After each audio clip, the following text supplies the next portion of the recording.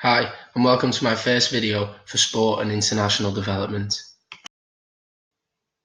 So what is international development?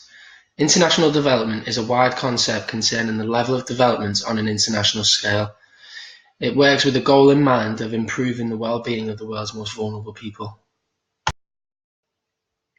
According to Williams 2018, aid is the transfer of goods or services from a country or an international organisation for the benefit of the recipient country or its population.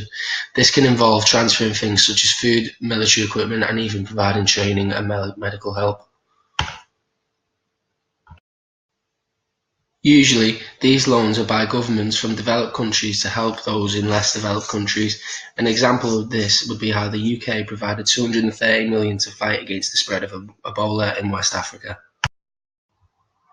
Aid started in the 19th century when the rich countries started giving money to poorer countries. Between the 1920s and 30s, countries like Germany, France, and Britain were regularly providing aid to colonies in Africa, Asia, and Latin America.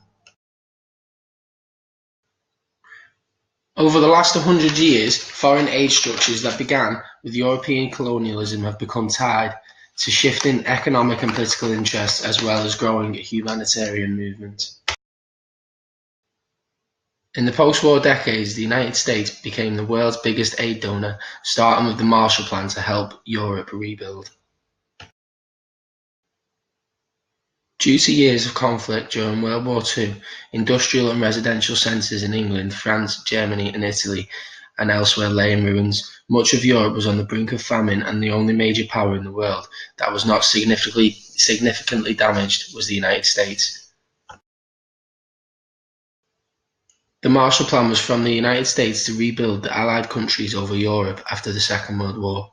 The programme channeled over $13 billion to finance the economic recovery of Europe between 1948 and 1951. In 2000, the United Nations attempted to bring an agreement to global development by producing the Millennium Development Goals, with the targets to be reached by 2015. MDGs were 8 goals that have measurable targets and clear deadlines for improving the lives of the world's poorest people.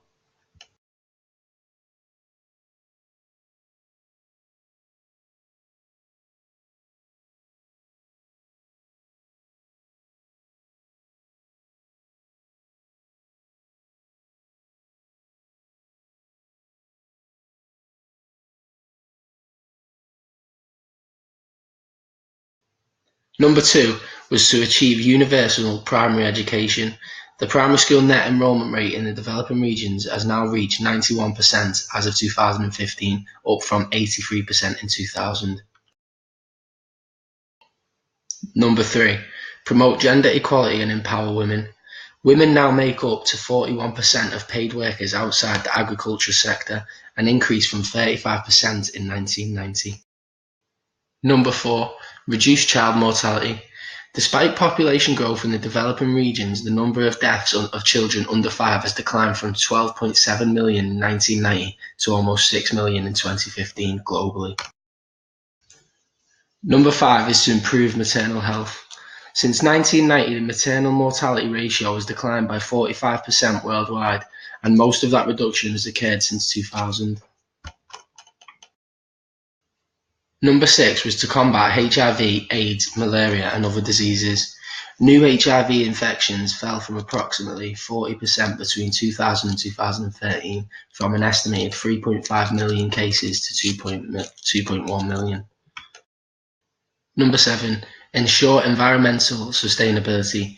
Since 1990, ozone-depleting substances have virtually been eliminated, and the ozone layer is expected to recover by the middle of this century. And finally, number 8, Global Partnership for Development. Official development assistance from developed countries increased by 66% in real terms between 2000 and 2014, reaching $135.2 billion. Thank you for watching. This has been my first video.